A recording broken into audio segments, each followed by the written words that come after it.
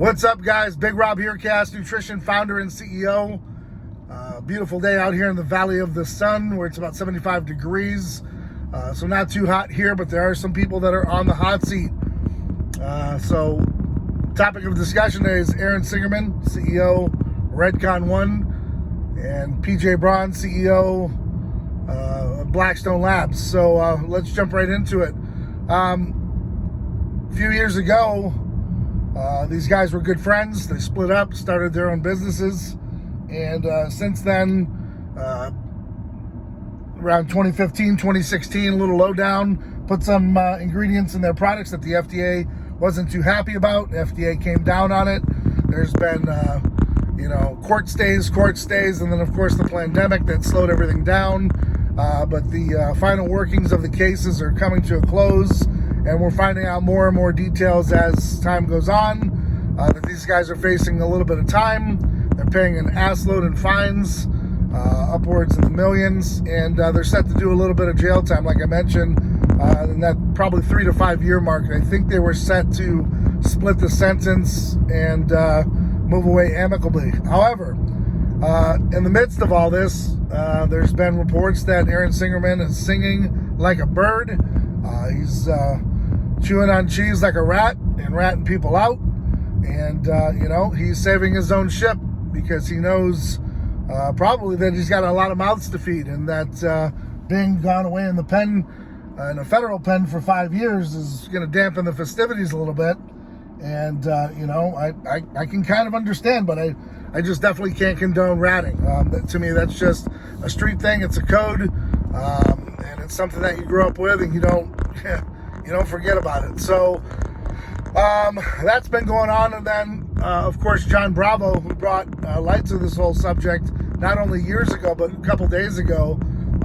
Aaron was out on his boat, maybe his yacht, and cruising around on the bay or the lake there, and ran amok, had his kids on board, and was boating under the influence. So pretty much like a DUI.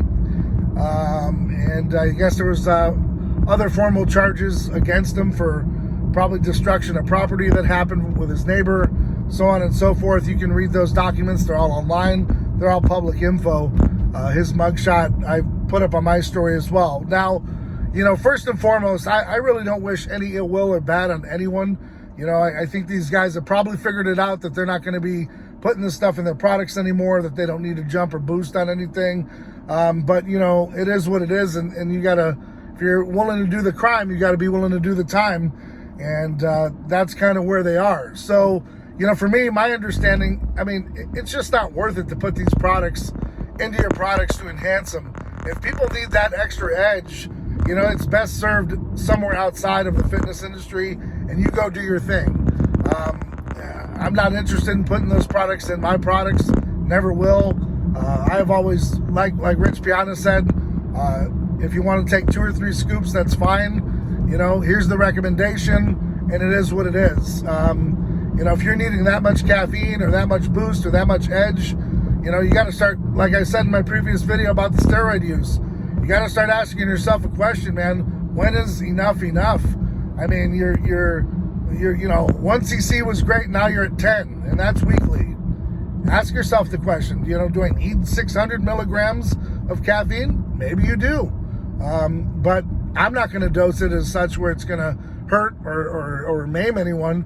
So you're barking up the wrong tree. Like I said, though, if you want to take 2 or 3 scoops, that's solely on you and your discretion. And once I sell it to you, it's on you. But, you got to hold yourself in some regard when you're doing this stuff and understand that it's not just, older bodybuilders taking your stuff. These are younger kids that are, easily influenced. They're coming into the fitness industry, going to the gym for their first time. They're looking for products. They see all these big names and the glitz and the glamour, and they're taking your product unknowingly, taking product that can hurt them. And to me, that's shameful. That's wrong.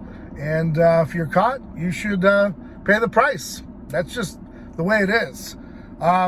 I've always said, too, we're in a capitalistic society. On the downfall of another man, I have to capitalize. So here at Chaos Nutrition, I'm telling you straight up, if you see these giants fall, my piece of the pie just got that much bigger. So I'm not out here to, shatter dreams and hurt people's knees. But in the same sense, if you're going to take yourself out, self-inflicted wounds, don't think I'm going to stand here by the wayside and the sideline and wait for you to come back. I'm coming for the throat, and my company's going to thrive even more than it is now. So, and that's good housekeeping. I mean, that's keeping your house in order.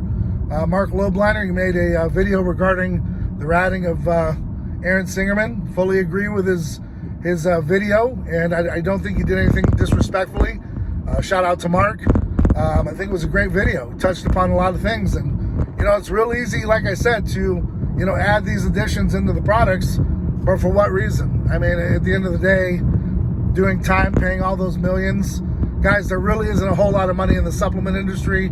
It's decent. You can do fairly well, but let me tell you, when you're paying a $3 to $5 million fine, that touches into your assets, man. I don't think these guys are doing a day-to-day slammer of $3 million worth of product, maybe not even yearly. A lot of it's smoke and mirrors. We give a lot away, we lose a lot, and products expire. So for these guys to lose $3 to $5 million and then also spend some jail time, it's a big blow. And the fact that no one's talking about it besides a few people is kind of disheartening. And it's probably because their mouths are being fed.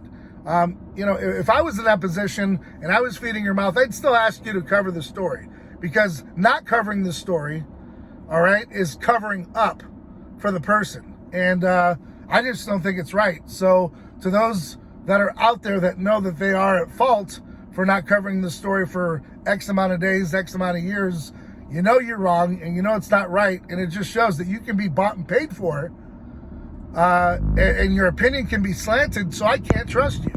And neither should anyone in the industry. So shame on you. And you know who you are. I'm not going to name you out. If you want to name them out in the comment section, go right ahead.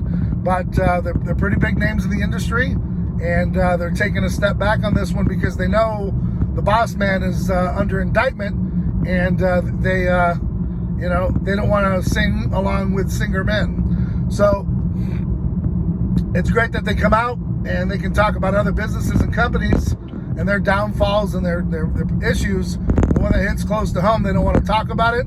Bad juju, man. Bad karma. If you're into that reporting business and you say that that's what you are, you need to touch on everything. Even if it hits home, be the first one to talk about it. Don't be the last one, because now you look like an ass. So, in my opinion, everyone is touched on the situation that's kind of low level, and then you're just sitting back in the wayside waiting for things to kind of unfold before you say things. Really isn't that great of an idea. Now, shout out to Nick Trigilli for being friends with PJ Braun and getting out in front and telling what he could tell. I think that's super honorable. Don't know about everybody's past. I'm just talking about this instance here. But big ups to that, man, because like I've always said, if you're going to cover up, then what good is your storyline for everything else? If you're willing to cover up one story, you'll cover up another. And so that's where I'm going to leave you guys. I don't wish any ill will on anyone, but we are in a capitalistic society. And for those companies out there like myself that are, playing ball on the B squad a little bit, because, hell, we are what we are. We're a small business, but we're up and coming. This is the time that you spread your wings and fly, man. This is the time where you take advantage of someone else's downfall. And it's not in a bad way. It's just to level things out. This is how you level out the playing field, man. So, to Aaron and to PJ, well wishes, man. Keep fighting. Hopefully, you can, beat your case a little bit more and do a little less time. No one wants to be away from their families. Things happened. I think they cleaned up their act. And I think for the most part, good companies, they do a lot for the industry.